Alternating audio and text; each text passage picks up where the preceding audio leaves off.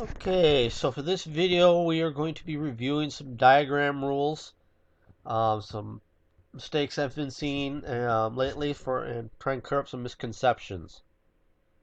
First off, remember way back in the year we talked about what a point was. A point describes a location but it has no side. It's infinitely small. For example, various points on a map. Points are named and labeled with capital letters, not lowercase letters.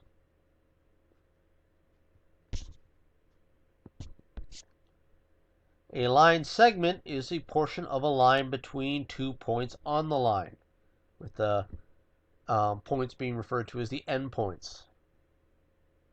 You name a segment by putting a bar over its endpoints. Again, line segments use 2 letters, both of which are capital.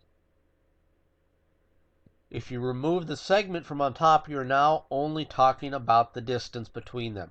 For example, in this picture, we see up here, we've got the JI or the IJ with the line above. That's just referring to the segment.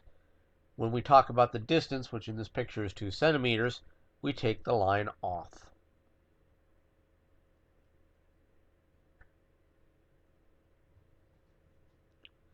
For the name of a triangle, we use 3 points.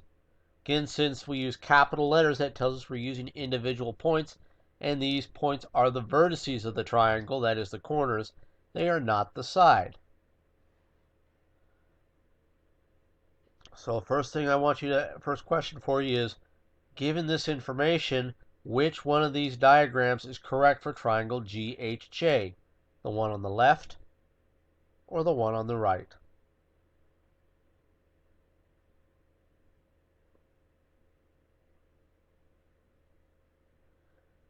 Okay, the correct answer was this one here on the left, because again, the letters represents the vertices, not the sides. The one here on the left is the correct one.